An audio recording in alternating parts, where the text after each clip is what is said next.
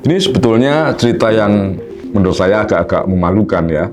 Tapi saya akan coba cerita karena ini menyangkut hubungan antara media dan perusahaan.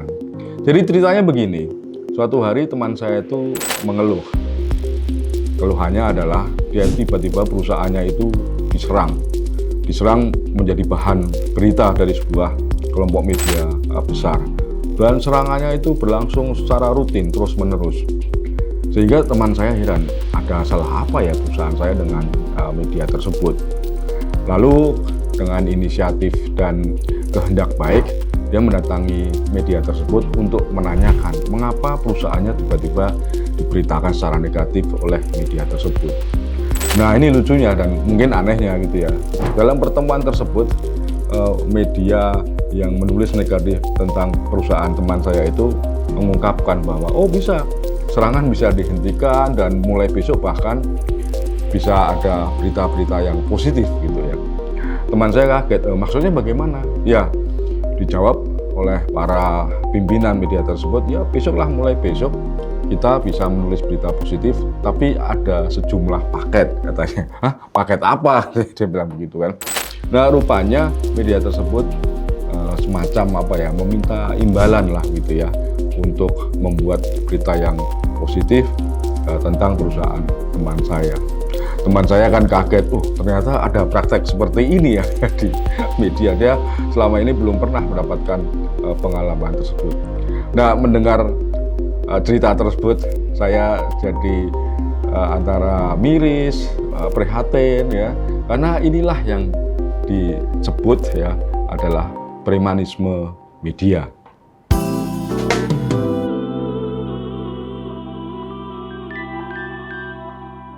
Apa itu premanisme media? Premanisme media adalah istilah yang digunakan untuk menggambarkan praktik-praktik intimidasi, pemerasan, atau manipulasi yang dilakukan oleh oknum atau kelompok yang mengaku sebagai wartawan dengan menggunakan media untuk tujuan-tujuan yang tidak etis. Anda pernah mendengar praktek seperti ini? Belum ya? Nah, sebetulnya premanisme media itu muncul dalam beberapa bentuk ya. Antara lain, yang pertama ini ada pemerasan seperti yang dialami oleh teman saya tadi.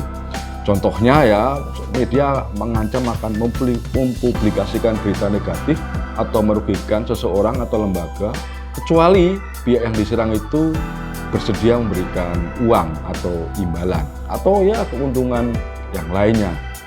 Praktek yang kedua atau bentuk premanisme yang kedua adalah manipulasi berita.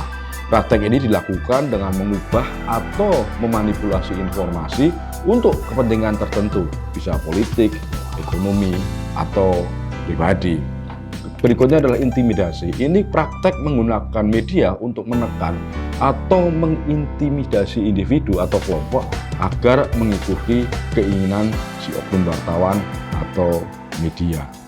Berikutnya ada lagi bentuk yang namanya penyebaran hoax.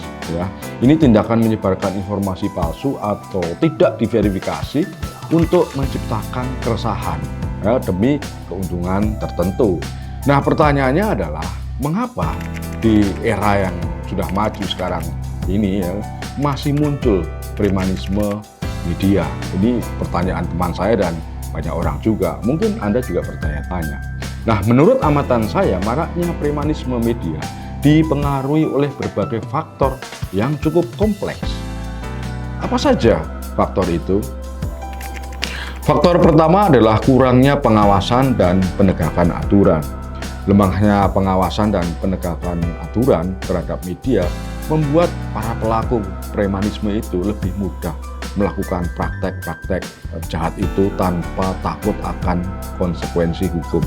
Ya, tidak takut dipenjara atau diproses oleh polisi. Yang kedua, faktor ekonomi yang menekan media.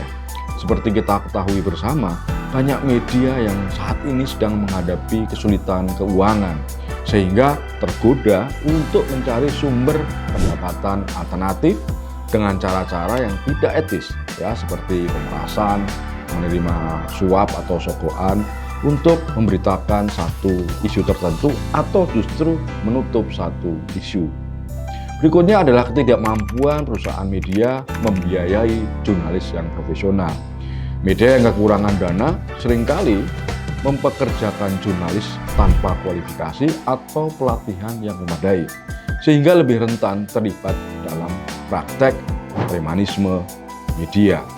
Faktor berikutnya adalah rendahnya pemahaman dan penerapan etika jurnalistik di kalangan jurnalis dan media, sehingga membuat premanisme lebih mudah terjadi. Pendidikan dan pelatihan tentang etika jurnalistik yang memadai juga seringkali diabaikan oleh para pelaku premanisme media. Berikutnya ada faktor tekanan politik dan ekonomi. Media yang berada di bawah tekanan politik atau ekonomi, misalnya karena pemiliknya merupakan politisi, bisa saja menggunakan taktik intimidasi untuk melindungi atau memperjuangkan kepentingan tertentu, tentu saja kepentingan kelompok pemilik media tersebut. Berikutnya adalah minimnya kesadaran hukum di kalangan masyarakat. Banyak orang atau perusahaan yang tidak tahu hak-hak mereka atau cara melawan tindakan premanisme media, sehingga mereka lebih mudah menjadi korban, rentan terhadap premanisme media tersebut.